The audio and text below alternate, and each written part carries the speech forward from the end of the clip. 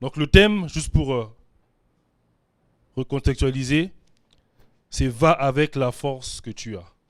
C'est le thème principal. Et nous sommes en train de lire le verset, donc Proverbe 16, verset 20. Et on est en train de méditer ensemble sur cela. Là où je vais t'emmener, c'est de comprendre que simplement, un enfant de Dieu, croyant ou pas croyant, de base a la capacité d'avancer sur certaines choses. Dieu a mis en nous la force de pouvoir faire certaines choses. Parce que il a mis en nous simplement le bon vouloir et le faire. Sa parole est claire. Lorsqu'il bénit, c'est comme une pluie, simplement, qui tombe. Mais il ne fait pas de choix entre celui-ci que je bénis moins, celui-ci que je bénis plus. Nous sommes tous enfants de Dieu. Christ nous parle de quoi? Simplement, toute créature est emmenée et simplement dans le plan de Dieu, le but est que tous soient sauvés. On n'a pas dit que tout chrétien soit sauvé. Je ne sais pas si on se fait comprendre. La volonté première de Dieu, de Christ qui quitte les cieux, qui vient sur la terre, il n'est pas venu, comme dit lui-même, pour ceux qui ont déjà la foi. Mais il est venu pour ceux qui n'ont pas encore eu cette foi. Donc il vient pour tous. Donc lorsqu'on dit que celui qui réfléchit sur les choses trouve le bonheur, c'est vrai que quelqu'un qui n'a pas une peut-être foi affermie va faire des choses et va réussir. C'est une vérité parce qu'on le voit. Dans le monde des affaires, si on compte le nombre de chrétiens qui sont dominants et qui sont vraiment prépondérants, si on fait un pourcentage, il y aura peut-être que 10% de chrétiens réels qui sont vraiment dans la haute sphère. Mais ça ne veut pas dire que ceux qui ont réussi avec leur propre force sont heureux. Je peux faire des affaires parce que Dieu a mis en moi une intelligence, une manière de fonctionner, parce que mon cerveau est bien fait et bâti. Je peux construire des projets, je peux y arriver. Ok? Mais est-ce que dans le plan que je me mets en place, même s'il est bon, est-ce que j'arrive à atteindre simplement le but ultime, c'est d'être heureux dans ce que je fais? Ça, c'est autre chose. D'où le principe de va avec la force que tu as. De base, nous sommes tous, en tant qu'enfants de Dieu, nous avons tous la capacité de pouvoir simplement faire les choses de façon naturelle. Mais pour atteindre le but fixé par Dieu, ou pour se surpasser, ou pour atteindre certaines limites, que ce soit dans le bonheur, dans la joie, nous avons besoin simplement de nous confier à Dieu et d'avoir la force de Dieu. Vaincre avec la force de Dieu est différent d'une victoire qui émane de notre propre volonté. C'est pas pareil. L'homme a des capacités humaines limitées qui lui permettent de faire les choses selon la force qu'il a de façon naturelle. Mais avec la présence et l'aide du Seigneur, nous avons la capacité de faire bien au-delà de ce que nous espérons ou imaginons. Je pense que la première partie a donné une orientation de la manière dont le message peut être donné. Maintenant, on va recentrer le message sur la base de ce que nous sommes simplement des enfants de Dieu et comment est-ce que le Seigneur agit avec nous. On va prendre simplement l'exemple du peuple d'Israël et un homme qui, à un moment donné, que le Seigneur a choisi pour conduire son peuple vers un plan de victoire et vers un plan de libération. Je ne sais pas aujourd'hui, avec la force que tu as, dans quelle situation est-ce que tu vis ta vie au quotidien. Je ne sais pas aujourd'hui, avec la force que tu as naturellement, dans quelles conditions aujourd'hui tu vis. Conditions physiques, conditions mentales, conditions sociétales. Quand je parle de sociétal, c'est-à-dire que dans la société, comment te sens-tu?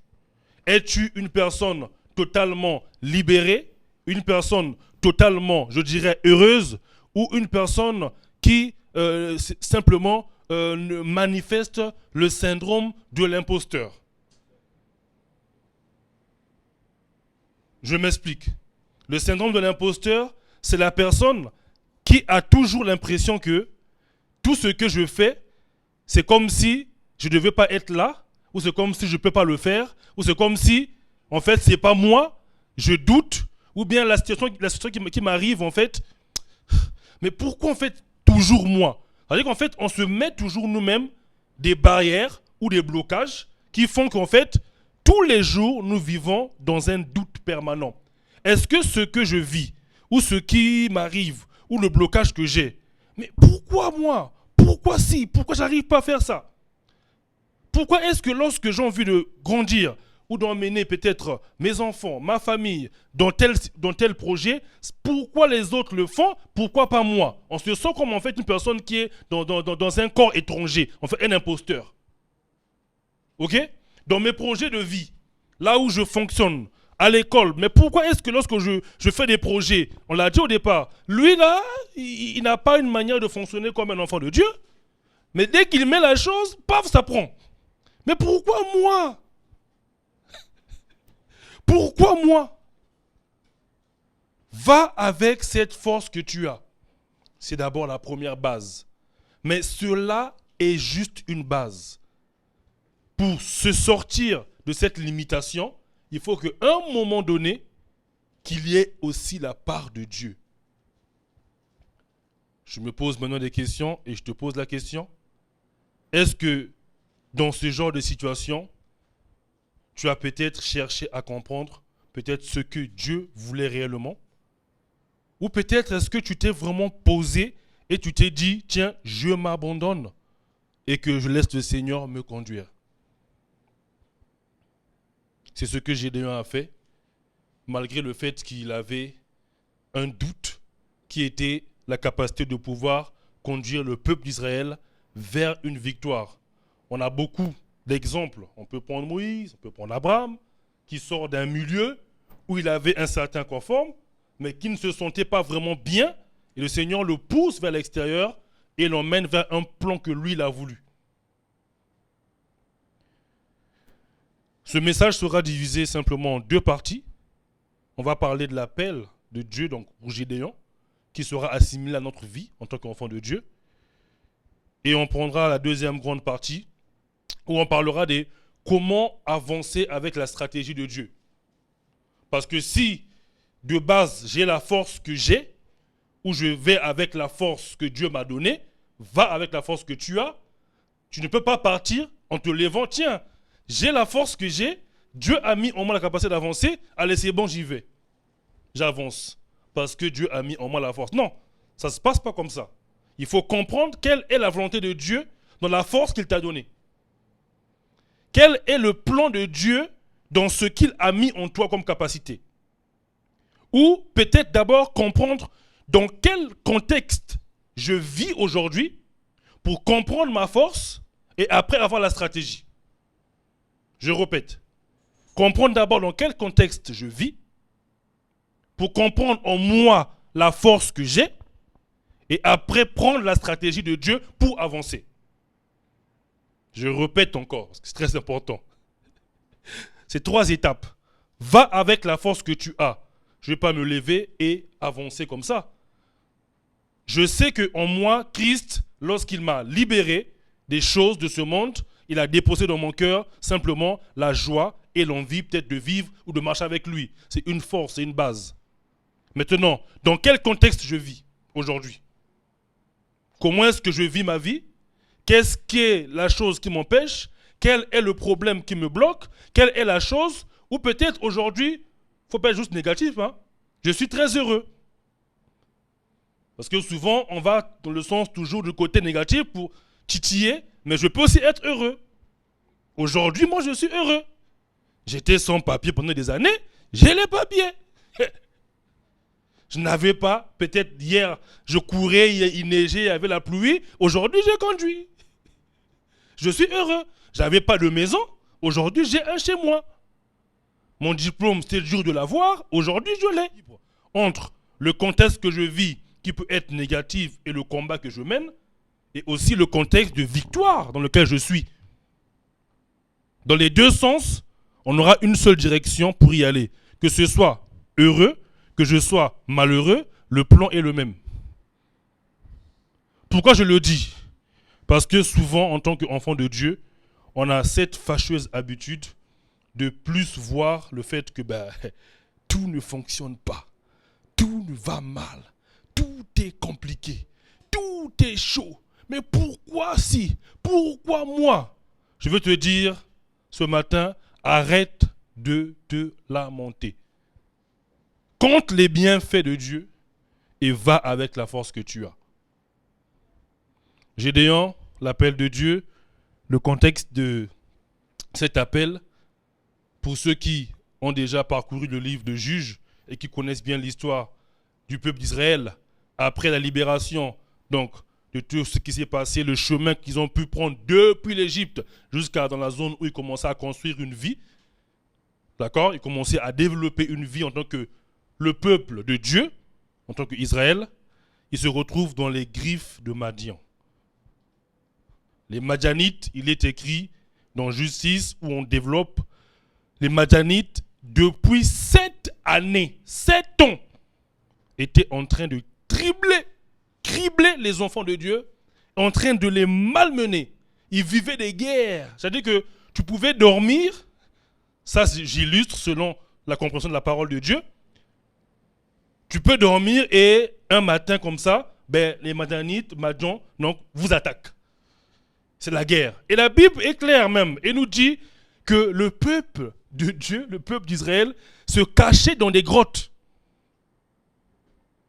Imagine, je me pose la question, pourquoi est-ce que Dieu me tire d'Israël, de l'Égypte, me fait traverser tout ce chemin et arriver là pour encore vivre la servitude d'un peuple qui marche sur moi et qui s'appuie et qui vient encore m'écraser? La Bible est claire. On va le lire tout à l'heure. 7 ans. 7 ans, ce n'est pas 7 jours. 7 ans, ce n'est pas 7 mois. C'est 7 années de servitude et de combat. Ils vivaient dans une soumission et une domination totale d'un peuple qui était simplement bien au-dessus et plus fort que eux, selon ce que eux ils voyaient, mais pas selon ce que Dieu voyait. À ce moment-là, comme toujours, Dieu ne change pas de chemin. Quand on dit il est le même hier, aujourd'hui, éternellement, sa façon de fonctionner ne change pas. C'est toujours comme ça.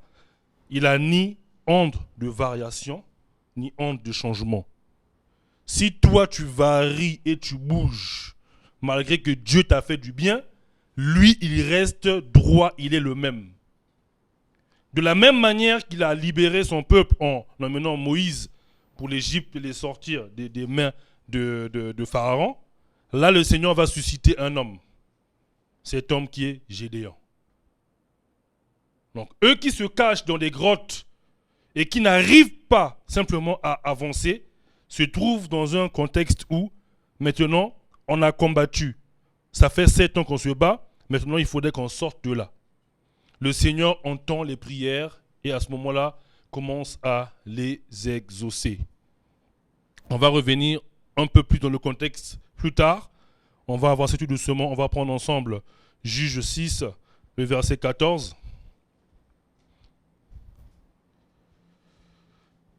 Juge, le chapitre 6, le verset 14. Juge 6, le verset 14. Donc c'est le verset d'où le thème principal a été tiré. L'Éternel se tourna vers lui et dit: Va avec cette force que tu as et délivre Israël de la main de Madian. N'est-ce pas moi qui t'envoie? N'est-ce pas moi qui t'envoie? Merci d'avoir projeté le... Ça serait mieux pour moi pour bien illustrer. L'Éternel se tourne vers lui, donc Gédéon, et dit, donc on a 2 points. D'accord? On va essayer de bien prendre la ponctuation pour bien comprendre comment est-ce que le contexte s'est mis en place et comment Dieu a parlé simplement à Gédéon. Donc 2 points, ça veut dire que la phrase, maintenant on va dire le contexte de la chose. Pourquoi est-ce que je t'ai dit, attends, écoute-moi, 2 points. Maintenant je te parle. Maintenant je parle à Gédéon. Va avec cette force que tu as, virgule, et délivre Israël de la main de Madian. Attention, à partir de Madian, on ne met pas virgule, on met point virgule. Pour ceux qui maîtrisent la ponctuation, ça veut dire qu'en fait, la phrase que je suis en train de dire, moi je ne la coupe pas, mais je fais juste simplement une accroche et j'insiste sur le point qui va venir après, mais qui est lié à la partie d'avant. Quand Christ dit, et quand Dieu dit à Gédéon, et délivre Israël de la main de Madian, il précise, n'est-ce pas moi qui t'envoie? Mais pourquoi il le dit? Et on met point d'interrogation. Parce qu'à ce moment-là, Gédéon doute. Donc le Seigneur est contraint d'insister pour dire, n'est-ce pas moi qui t'envoie? Je te pose la question ce matin, n'est-ce pas le Seigneur qui t'a appelé?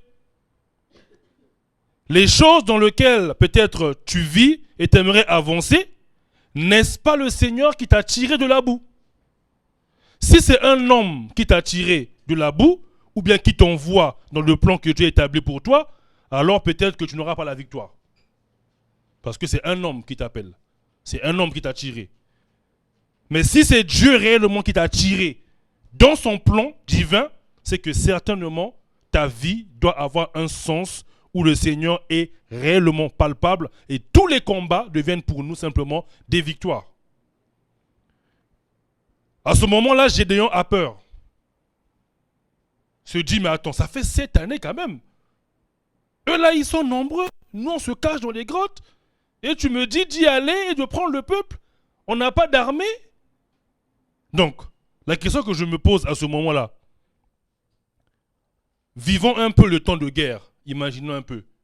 Nous sommes un peuple dans un coin caché et tu as un bourreau, une personne qui est au-dessus de nous, qui est en train de nous, simplement de nous malmener, dans le sens où nous savons que le combat est toujours assez violent et dur. Est-ce qu'en tant que personne, en tant qu'humain, on va laisser pendant des années et des mois sans pourtant ne fût-ce qu'essayer quand même de réagir? On va quand même faire un effort quand même. Bon, même s'il me frappe, je veux quand même essayer quand même de sortir de ce trou et de trouver un moyen de m'en sortir. Je ne vais pas vivre ma vie comme ça tout le temps. Même si Madian est au-dessus de moi, vous pensez que le peuple d'Israël n'a pas tenté à un moment donné, faire des assauts, attaquer un peu quand même? Bon, ils nous frappent trop, on a des enfants, les femmes, il faut quand même qu'on essaie d'aller. Donc, ils ont voulu y aller avec la force qu'ils avaient à ce moment-là. En temps de guerre, même si tu es un petit pays, ok, je vais quand même tenter d'envoyer, bon, j'ai le peu de missiles que j'ai, j'envoie quand même. Parce que tu ne peux pas, même si en tant qu'humain, on a pris le dessus sous ta façon peut-être de fonctionner ou de voir, d'accord? Mais quand même, dans ta fierté, en tant qu'homme, tu vas chercher à sortir de ce trou. Donc, lorsque le Seigneur parle à Gédéon, ben vas-y et attaque. Mais Gédéon se dit peut-être que, mais on a déjà essayé. On y est allé, on se cache les stratégies, ça n'a jamais marché. Et ça fait 7 années. Et le Seigneur est contraint d'insister et de dire, Gédéon, écoute bien. N'est-ce pas moi qui t'envoie? Parce que souvent, on lit les versets dans la Bible, on le lit de façon littéraire. Mais on ne prend pas le temps et le contexte. Si je dis, n'est-ce pas moi qui t'envoie? Et si je dis, Gédéon, Anthony, n'est-ce pas moi qui t'envoie? C'est pas pareil. Il y a des moments où le Seigneur, dans notre vie, avec la force que nous avons, et vient et dit, ma fille, n'est-ce pas moi ton Dieu? N'est-ce pas moi celui qui a mis en toi cette foi que tu as? N'est-ce pas moi celui qui a mis les capacités et les dons que tu as? N'est-ce pas moi qui a permis que malgré les temps difficiles que tu as passés, qui a permis que tu puisses avoir au moins ne fût-ce qu'un sourire. N'est-ce pas moi, Dieu? Et ce n'est pas l'œuvre d'un homme. Je le dis parce que tu es aussi une personne choisie par Dieu comme Gédéon. Nous sommes aussi des personnes choisies par Dieu comme Gédéon. Mais il faut se poser la question, aujourd'hui, de quelle manière avançons-nous? Est-ce que nous avançons avec notre propre force, nos acquis, ou est-ce que nous avançons avec la force de Dieu?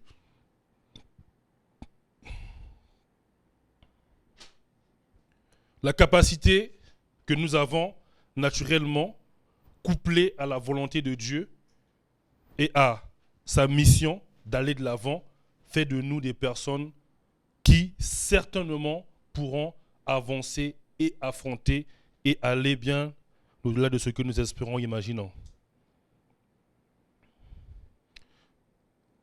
On va passer dans une autre phase où on va parler précisément de l'importance de chacun dans ce combat.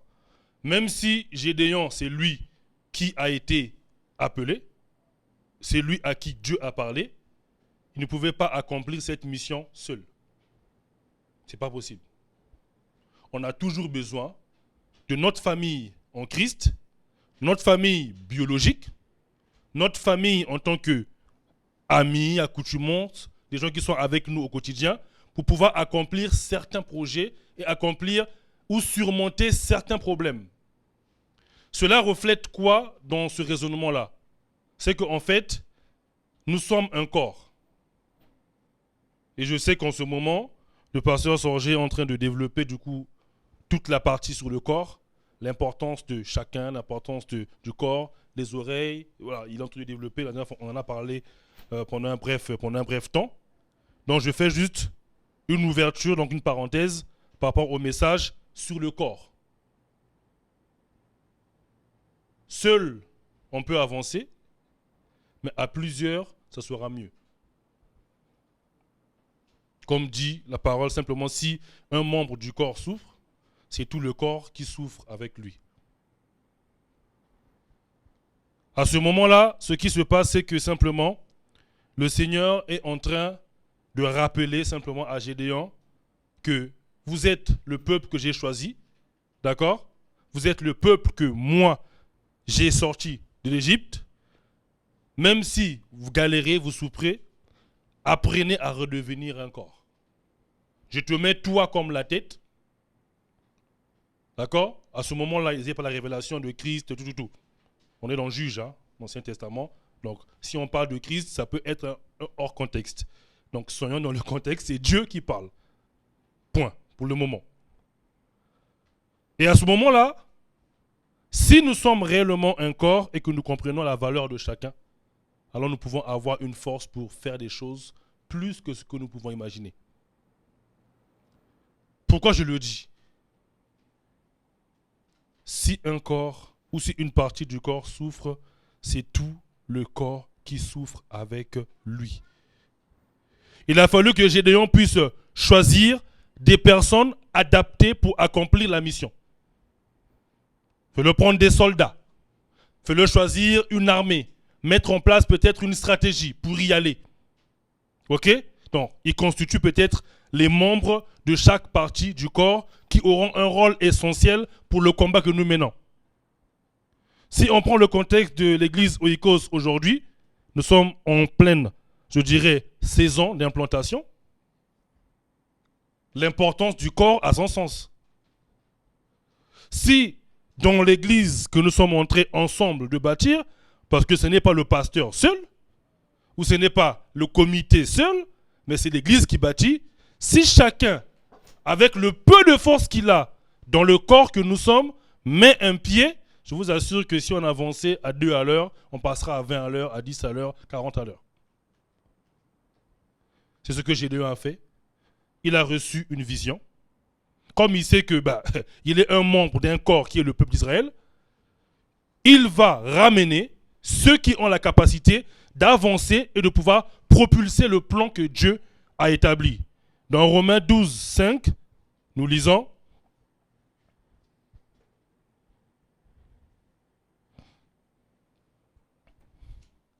Romains 12, 5. Ainsi, nous qui, comme plusieurs, nous formons un seul corps en Christ et nous sommes tous membres les uns des autres. Puisque nous avons des dons différents selon la grâce qui nous a été accordée, que celui qui a le don de prophétie l'exerce selon l'analogie de la foi. On va s'arrêter là. Je pense que le verset est assez clair. Dans ma version, il est écrit « Nous qui sommes plusieurs, nous sommes un seul corps dans le Christ et membres les uns des autres. Chacun pour sa part. » Ça veut dire que j'ai ma part à faire dans la force que j'ai reçue, que Christ a mis en moi pour pouvoir avancer. Ce que je veux dire par là, c'est que on quitte de la dimension où j'ai mes projets, j'ai ma manière de fonctionner, j'ai ma vie, j'ai ma situation. Avec la force que j'ai, j'avance. C'est la dimension individuelle. Ok? La dimension collective, c'est ok, avec la force que j'ai, je sais qui je suis, mais pour que le corps aussi puisse avancer, je donne aussi de moi, de ma personne, pour que je puisse simplement atteindre l'objectif. À ce moment-là, il y a une leçon particulière que Gédéon a dû apprendre en vitesse V, c'est-à-dire que vitesse la plus rapide. C'est-à-dire que là, dans sa tête, ça cogite. Dieu m'appelle. Oui, je dois y aller. J'ai la force que j'ai, mais comment est-ce que je vais le faire? Le Seigneur veut t'apprendre simplement dans ces situations-là ce qu'on appelle une totale dépendance. Il y a plusieurs types de dépendance. On peut être dépendant d'une chose qui nous attrape et on n'arrive pas à le lâcher. Ça peut être une addiction. Ça peut être un péché mignon. Ça peut être autre chose. Mais totale dépendance en Dieu, c'est simplement se laisser conduire. La dépendance, je ne suis plus dépendant de moi-même. Je ne dépends plus de moi. Et Gédéon l'a compris. Là, c'est moi Dieu qui m'envoie, c'est Dieu qui m'envoie. Aïe, je ne dépends plus de moi. C'est fini. J'ai une force en moi, mais pour que je puisse avancer, je dois écouter celui qui m'a appelé et je me laisse totalement abandonner. Donc, c'est ce qu'on appelle la totale dépendance. Si tu n'as pas encore atteint cette dimension de totale dépendance en Dieu, cherche la face de Dieu. Et cherche chaque matin, le soir, à midi, chaque jour où tu vas, à pouvoir entrer dans cette totale dépendance. Lorsqu'on est dépendant à Dieu, les choses deviennent plus faciles. Parce que moi, j'ai ma part, Dieu aussi a sa part. Mais la part de Dieu, deux fois, est plus grande que ce que nous avons comme capacité à pouvoir faire les choses. Ok? Il nous invite ainsi à une totale dépendance à lui.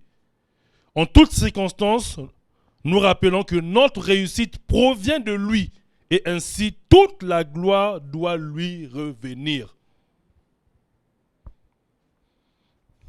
La force que j'ai, c'est aussi la gloire de Dieu manifestée en moi. Si j'y arrive et que je suis content, ça veut dire qu'aussi la parole de Dieu qui est en moi prend forme, prend vie. Je suis heureux. Christ aussi se glorifie parce que son enfant, son fils, sa fille est aussi heureuse dans la force que Christ a donnée de base. Pour construire un projet ou une vision, nous avons besoin de faire le premier pas. Nous avons en nous les moyens de mettre en place une stratégie en écoutant la voix de Dieu.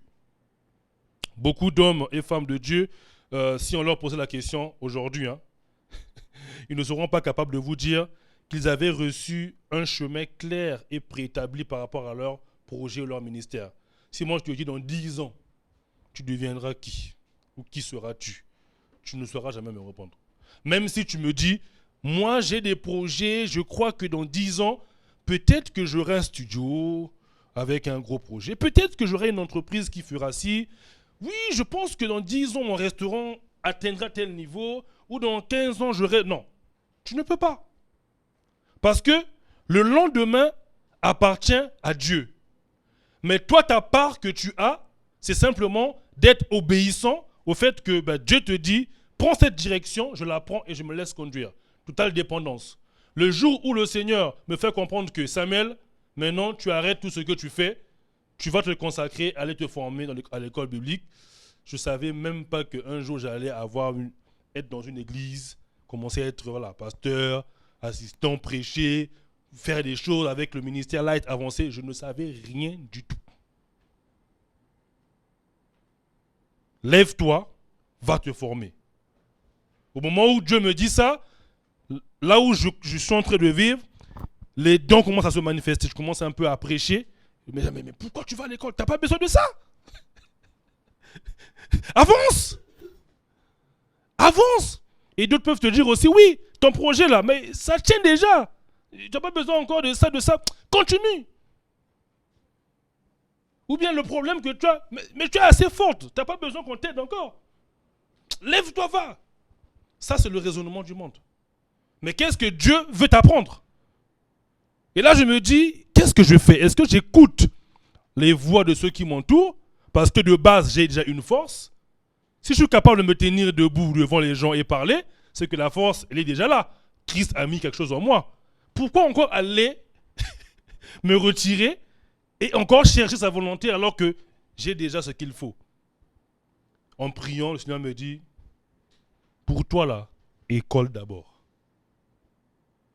Et j'obéis. Totale dépendance. Je me laisse conduire. Je vais dans une école où je ne connais même pas là où je mets les pieds.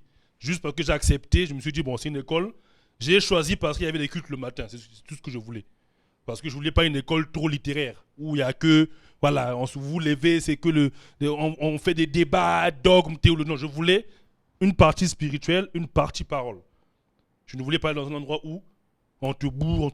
Allez, c'est que théo, parlant. Il fallait un équilibre. Donc, c'était mon critère de choix de cette école-là. Et quand j'arrive, c'est là où j'apprends en fait que c'est l'école de la Fédération Pentecôtiste de France, ADD. Ah bon? C'est vous? Ok. Je ne savais pas. Et j'avance au fur et à mesure. Et aujourd'hui, je me retrouve en formation dans l'église, dans la Fédération ADD, la Fédération évangélique ADD dans les pentecôtistes, sans savoir ce que Dieu avait fait, prévu comme plan pour moi. J'ai juste obéi au simple fait que, voilà, vas-y, va à tel endroit, va te former. Et aujourd'hui, je pense que je suis content de ce que je vis et de comment j'avance. Pourquoi je le dis? Parce que là, tout de suite, là, si je te dis que dans 10 ans, je ferai ça, je mens. C'est pas possible. Je peux avoir une pensée, une orientation. Ok, ça c'est normal. Mais savoir exactement dans 10 ans je serai ça, tu peux pas. Il n'y a que Dieu qui sait. Ton lendemain, il n'y a que Dieu qui le maîtrise. Comme pour le peuple d'Israël, peut-être qu'il se disait, mais c'est fini pour nous, quoi. Ça fait 7 ans qu'on se bat et qu'on souffre, ben c'est fini. Comment allons-nous avancer? Je veux te dire ce matin que notre force est en Jésus-Christ et c'est lui qui nous conduit. Et le peu que nous avons est simplement ce que le Seigneur a besoin pour nous faire avancer. Un autre point clé important avant de passer à la partie B, la dernière partie, c'est que la chose qui m'a encore frappé, c'est que Gédéon, à ce moment-là, vit avec le peuple dans un temps trouble, compliqué, et Dieu lui dit va. Mais est-ce qu'à l'époque, le Saint-Esprit était déjà manifesté comme aujourd'hui? Autant de juges? Non. Mais où est-ce qu'il a puisé la force? Dieu peut nous donner des armes, des capacités à pouvoir comprendre le spirituel, mais il faut savoir que la plus grande arme que Dieu nous a donnée, c'est sa confiance, la confiance que nous avons en lui. C'est la seule force qu'ils avaient. C'est qu'ils avaient confiance en Dieu. C'est tout simple. Si tu as confiance en Dieu et que tu crois en ce Dieu qui est vivant, tu n'as pas besoin des artifices, de pouvoir te dire que voilà, moi j'ai été baigné, rempli de ça. Donc là maintenant, l'huile tellement coule sur moi que là la force est là. Non, ça c'est des artifices. La vraie force que nous avons en Christ, en Dieu, c'est d'abord la confiance. Gédéon a eu confiance en Dieu. Pourquoi a-t-il eu confiance en Dieu? Parce qu'il a compté les bienfaits de Dieu. Il s'est dit, si mes pères avant moi ont été libérés des ennemis encore plus puissants que les Madianites, alors je pense qu'avec la grâce de Dieu, je peux y aller. Si c'est le même Dieu qui a parlé à mon père Moïse sous la montagne où il a été révélé, c'est que là, je peux y aller. Si c'est le même Dieu qui a parlé à mon père Abraham de quitter la famille et d'aller vers le pays où je te montrerai, ça veut dire que là, je peux y aller. Il ne s'est pas dit, j'ai reçu Saint-Esprit, il est venu, je suis tombé, boum, c'est bon, j'ai la force. Non. Ce n'est pas ça la force en Dieu. La force en Dieu, c'est une relation claire, nette, authentique et claire et nette, authentique avec Dieu. C'est ça la base de toute chose. Le reste là, ça peut être des compléments ou des artifices. Si tu utilises la grâce de Dieu ou simplement la connaissance du spirituel, de l'Esprit Saint, d'une mauvaise manière, tu iras du mauvais côté. Donc là, je précise bien que je suis en train de donner un contexte des choses par rapport à l'époque qu'il vivait. Ok? Notre époque aujourd'hui, il y a eu Christ révélé, l'Esprit Saint a été envoyé à la Pentecôte, ce n'est pas les mêmes contextes. D'accord? Mais dans tout ça là, il y a un fil conducteur qui est la confiance en Dieu pour que nous puissions avancer. Alors la deuxième partie, c'est avancer avec la stratégie de Dieu, la partie B. On va prendre ensemble Juge 7, le verset 2. Je vais le lire rapidement. L'Éternel dit à Gédéon, le peuple que tu as avec toi est trop nombreux pour que je livre Madian entre ses mains. Il pourrait en tirer gloire contre moi et dire, c'est ma main qui m'a délivré. Une fois de plus, il y a des ponctuations qui nous permettent simplement de pouvoir comprendre ce que Dieu voulait donner comme orientation. L'Éternel dit à Gédéon, le peuple que tu as est trop nombreux pour que je livre Madian entre ses mains. Qu'est-ce qu'on comprend par là? Le peuple que tu as avec toi est trop nombreux pour que je livre Madian entre ses mains. Ce verset nous apprend quoi simplement? Premièrement, la soumission en Dieu. Logiquement, on est nombreux. Ben pour moi, on y va nombreux à plus. Hein. Plus on est nombreux, plus on va gagner. Mais pour être simplement en adéquation avec la parole de Dieu, je me soumets pour pouvoir avancer. Deuxième leçon à tirer, nous devons compter sur l'orientation de Dieu et non pas sur nos propres forces. Troisième point à tirer, bien que Dieu soit supérieur à nous, nous avons souvent tendance à faire les choses contrairement à sa volonté initiale. Je reprends, bien que Dieu soit supérieur à nous, nous avons souvent tendance à faire les choses contraires à sa volonté. Et deux fois, la peur de l'échec prend le dessus et notre confiance en Dieu prend un coup. Et cela nous éloigne de la victoire. Donc là, si Gédéon n'avait pas obéi, on va lire la suite pour comprendre, ben peut-être qu'il allait gagner, mais ça allait être par sa propre force, mais pas avec la force de Dieu. Et dans Juge 7, 5 à 6, là le Seigneur du coup donne la stratégie maintenant. Vu que tu ne peux pas partir avec tous les hommes que tu as, maintenant écoute ma voix.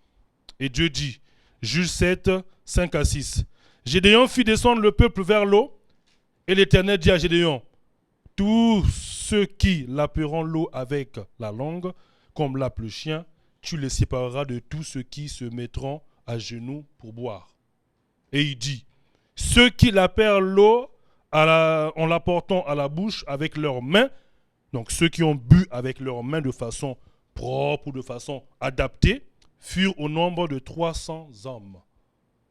Et là Dieu précise, et tout le reste du peuple se mit à genoux pour boire.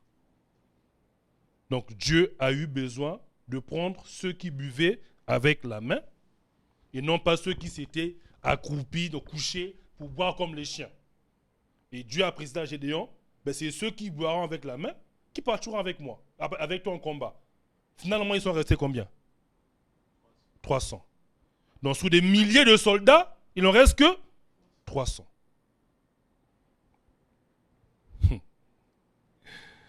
Maintenant, tu vas aller avec la force que Dieu t'a donnée et avec le plan, tu vas aller combattre l'ennemi avec le peu de force que tu as, mais avec la puissance de Dieu, et là, tu gagnes. Mais qu'est-ce que l'ennemi va dire? Mais je n'ai plus vu des hommes devant moi, là. En fait, c'est Dieu qui a combattu pour eux. Parce qu'eux, ils sont nombreux, c'est des milliers de soldats.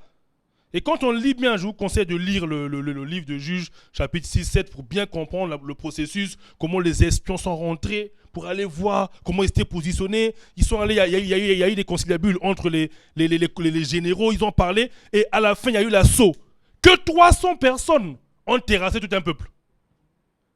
Mais comment ne veux-tu pas voir la gloire de Dieu dans ça? C'est pas possible de te dire que ce n'est pas Dieu qui agit. Voilà pourquoi il faut respecter l'orientation de Dieu dans les batailles que nous menons. Ne comptons pas sur nos propres forces, mais que notre force que nous avons soit un plus pour notre victoire.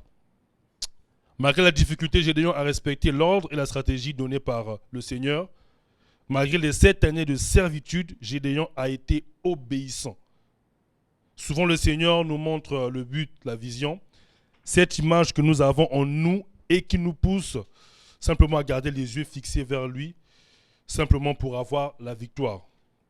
Je dirais aujourd'hui, vers quoi cours-tu? Vers quel plan cours-tu? Ou vers quoi ou de quoi as-tu besoin? Le fais-tu par ta propre force ou le fais-tu par le plan et la stratégie de Dieu? L'autre grande clé que, après la totale dépendance, l'une des grandes clés tirées de ce message, c'est le dépassement de soi. Dépasser nos limites dans l'obéissance à Dieu. C'est encore une dimension que Gédéon a dû franchir. La première étape, on l'appelle, va, tout. Ok, il se laisse conduire, dépendance totale à Dieu. Deuxième étape, il est prêt à aller. Je suis dépendant à toi, j'y vais Seigneur. Et là on lui dit stop. Ton plan là, hein, c'est pas ça. Tu ne vas pas aller salir mon nom ou bien aller bafouer mon nom parce que vous êtes 10 000, vous avez gagné, ils sont nombreux. Non. Tu vas sélectionner, mais voilà comment tu vas faire. Et qu'est-ce qui se passe? Gédéon dépasse ses limites. Il se dit, mais avec 300, Dieu aussi est compliqué. Hein. Deux fois, Dieu nous oriente, mais on veut faire la tête dure à ne pas comprendre là où il veut nous emmener. Et simplement pour finir, Gédéon a dû développer et apprendre à avoir une vision de leader pour Dieu, briser les limites de nos pensées personnelles et nous surpasser avec l'aide du Seigneur, tout simplement. Le leader, ce n'est pas forcément celui qui est devant, ce n'est pas forcément celui qui se tient devant la foule, mais le leader, en fait, a une prédisposition pour emmener un plan à son aboutissement. Il y a des leaders qui sont naturels, il y en a qui sont positionnels, et ceux-là, en fait, simplement, au moment où le Seigneur veut susciter en toi la capacité de pouvoir avancer, il te donne en fait un cœur de leader. Leader ne veut pas forcément dire être forcément au-dessus. Il peut arriver un moment où le Seigneur veut que l'église où nous sommes puisse avancer. Peut-être que tu avais des capacités, peut-être en technique ou en chant, et Dieu met en toi l'envie d'être leader de façon naturelle et de faire les choses pour que les choses puissent avancer. Je ne sais pas si je me fais comprendre. Donc normalement, en tant qu'enfant de Dieu, nous avons en nous un leadership naturel. Ok? Maintenant, il y en a qui ont un leadership qui sera plus prépondérant par rapport à la force qu'ils ont, que Dieu a mis en eux. Il y en a qui auront un leadership qui sera un peu plus discret, qui vont faire des choses. Pourquoi dans les églises, des fois, quand il y a une église en implantation, le pasteur peut prêcher, peut faire des choses, mais souvent, il y a une sœur ou des frères ou un frère. Celui-là, il invite toujours les gens. C'est-à-dire que lui, il ne peut pas faire un mois sans inviter des gens à venir au culte. Pour vous, est-ce que c'est un leader ou c'est pas un leader? Le pasteur a sa prédisposition, a sa manière de fonctionner, il a un plan préétabli, mais il y a toujours un groupe de personnes qui sont là, qui ont toujours envie de prier, qui vont se donner corps et âme pour que l'intercession soit toujours droite et qui se donne. C'est un leader naturel qui se met en place. C'est pareil pour le chant, pour l'évangélisation. Tout ce que nous pouvons faire, le Seigneur te dit, va avec la force que tu as. Si tu as des compétences naturelles que Dieu a mis en toi, ne te limite pas simplement à être spectateur. Mais fais en sorte que l'œuvre puisse avancer et que nous puissions ensemble, comme Gédéon et le peuple d'Israël, réussir à atteindre un objectif qui est de pouvoir gagner. De pouvoir gagner. Mais on ne combat pas contre les choses de ce monde, mais on combat simplement contre la domination de l'ennemi qui cherche deux fois à freiner le projet et l'évolution de ce que nous avons naturellement. En tant que chrétiens, nous avons des capacités et des talents qui nous sont simplement propres à notre personne, mais nous devons nous soumettre avant toute chose, à la volonté simplement de Dieu ou en Dieu et à son orientation. Et au-delà de ça, simplement être à son écoute et suivre à la lettre les stratégies qu'il nous donne pour réussir dans les choses que nous apprenons. Simplement, le Seigneur veut que tu puisses compter sur lui, comme Gédéon, que tu puisses simplement te soumettre à lui, comme Gédéon, que tu puisses avoir une totale dépendance en lui, comme Gédéon, que tu puisses te surpasser, comme Gédéon, que tu puisses te libérer, dépasser tes limites, comme Gédéon, et pouvoir emmener le peuple. Et surtout, dans tout ce que nous disons, le combat de Dieu n'est pas un combat d'orgueil où nous voulons montrer que nous pouvons, mais c'est sa gloire à lui. Et à lui seul revient la gloire de la victoire et de l'abondance de ce qu'il a pu permettre que nous puissions avancer dans le sens que le Seigneur a mis en nous. Amen. On va prendre un temps, je ne sais pas si on peut reprendre peut-être le piano, on va prier ensemble.